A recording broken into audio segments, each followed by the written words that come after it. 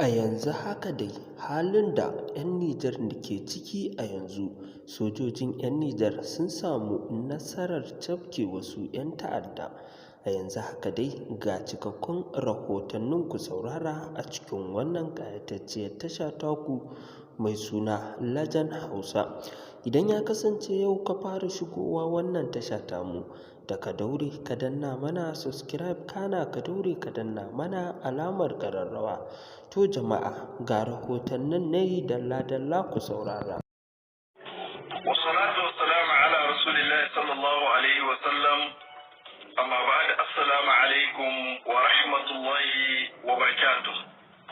Yan uwa musulmi masu albarka da suke cikin wannan shafi mai tara albarka na TikTok, muna muku fata alkhairi. Muna roƙon Allah subhanahu wa ta'ala ya mana jagora zuwa ga ayyuka na alkhairi. Yawmul Ithnaini, yau Landici, Litinin kenan 20 daidai ga wata na ainihin wato tara na musulunci Ramadan, hijira 1447, yayi daidai da tara ga wata na 3 Mars miladiya 2026. Alhamdulillah, alhamdulillah, alhamdulillah allazi bi ni'matihi tatimmu as-salihat. Yan uwa musulmi masu albarka, tabbaci hakika wannan bayani ne za mu yi muku dalla-dalla dangane da abin da ya faru a daren jiya 19 ga watan Ramadana, 8 ga wata na Mars,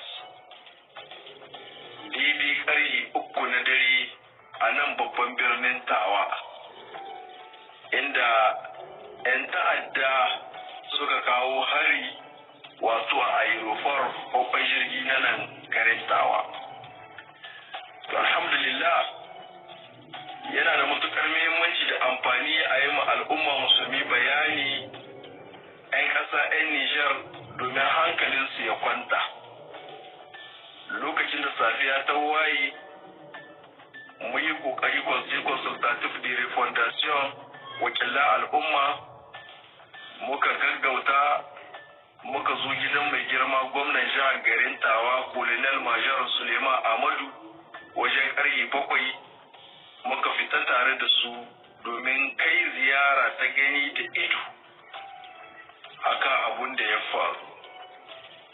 Mai girma gwamnan jihar bai yi ƙasa a gwiwa ba, tare da FDS kinmu masu albarka, shugaban jandarmomi, shugaban folisai, shugaban ozuforai, shugaban duwane, shugaban gard, duka muka tattara gaba ɗaya muka tai a babban hukun jirgi na garin Tawa, kuma mun ga iri yadda aka kawo farmaki da idanunmu.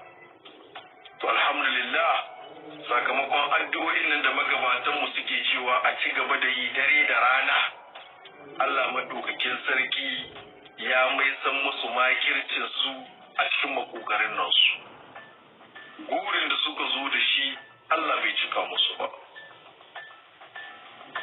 Tabbata hakika an samu ɗaya daga cikin jami'an tsaronmu wanda ya ɗan shi ciwo.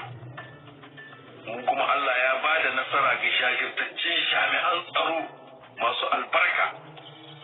Allah ya ba su nasara su yi kamun fara ga waɗannan 'yan ta'adda, wasu daga cikin su wajen ƙwaya 5 wayanda aka kama da za ka suna na hannun jami'an tsaro, kuma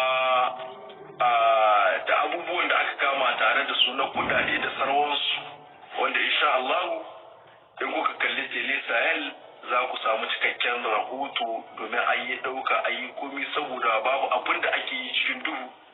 Komi da za a yi ma al'umma bayani dalla-dalla don su san halin da ake ciki, kuma don kan makaryata su ruda ku. Kuma wakilan da ke kula da aerofar kwakwai jirgi na nan babban birnin garin Tawa suka tabbatar muna babu inda ba mu